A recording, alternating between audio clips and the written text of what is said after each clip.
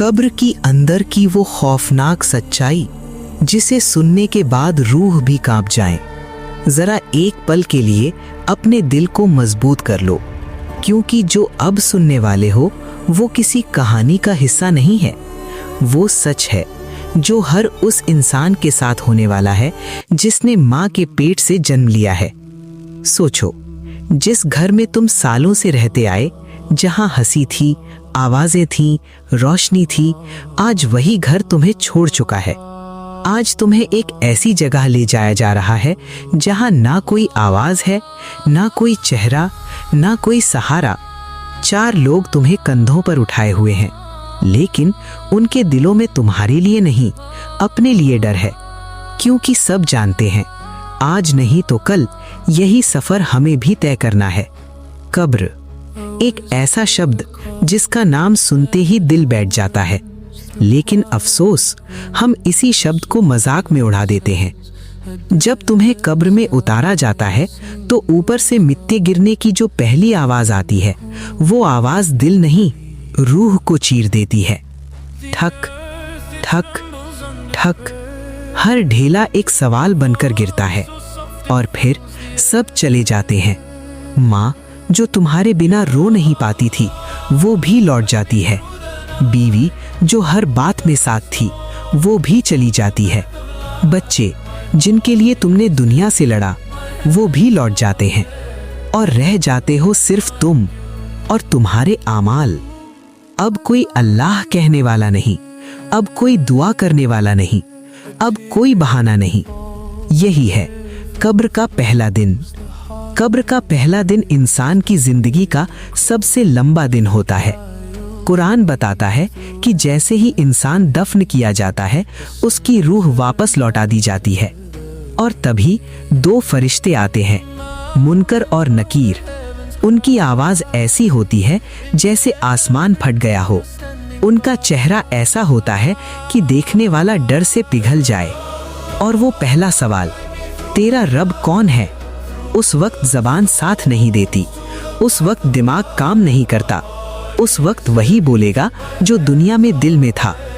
जो सिर्फ नाम का मुसलमान था, उसके होंठ कांपेंगे, उसकी जबान लड़खड़ाएगी और वो जवाब नहीं दे पाएगा। और जैसे ही इंसान जवाब नहीं दे पाता, कब्र सिकुड़ जाती है, इतनी जोर से कि पसलियां एक दूसरे में घुस जाती हैं। ये कोई मेटाफर नहीं है भाई, ये हदीस है।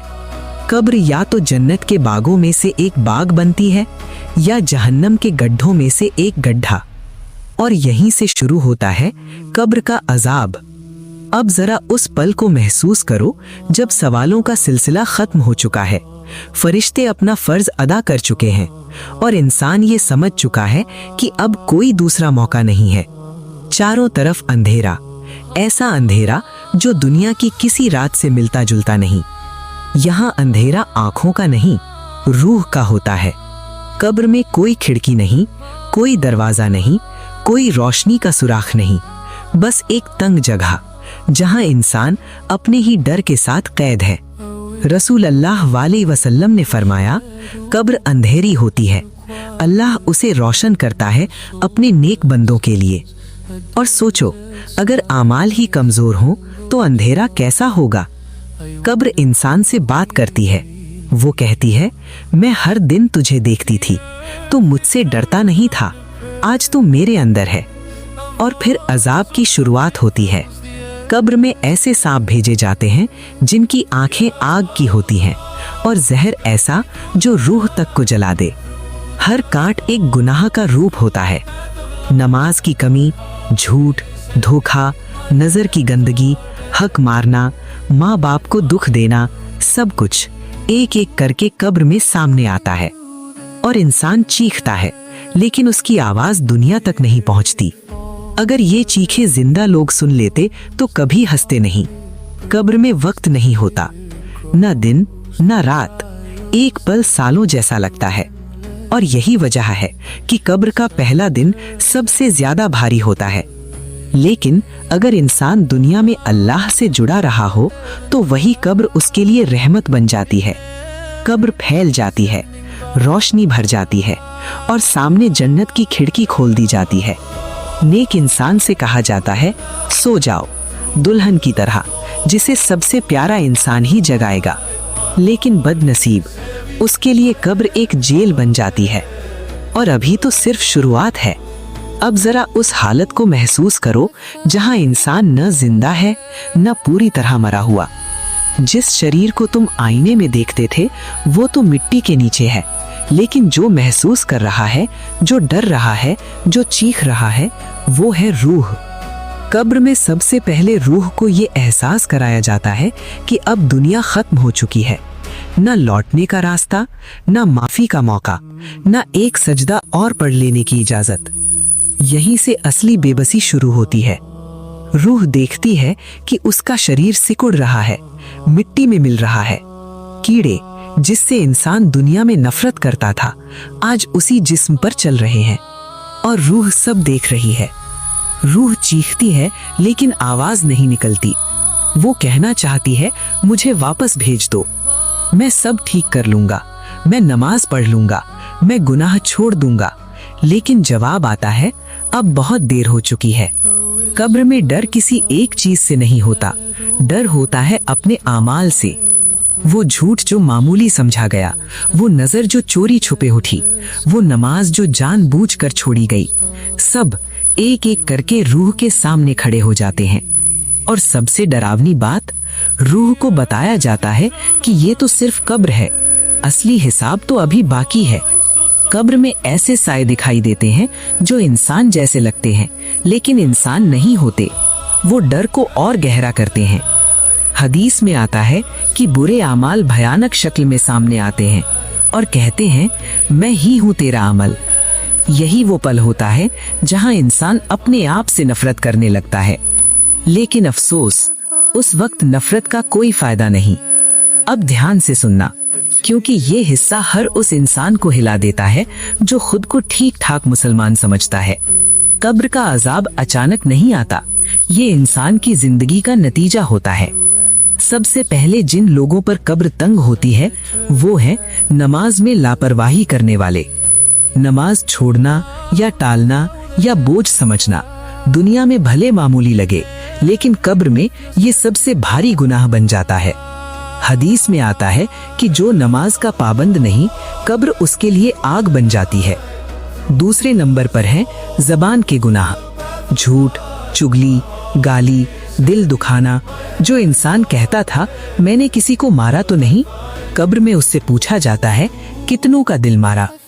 तीसरे वो लोग जो दिखावे की जिंदगी जीते रहे, दिखावे की इबादत, दिखावे का नेकी, दिखावे का दीन। कब्र में दिखावा सबसे पहले बेनकाब होता है।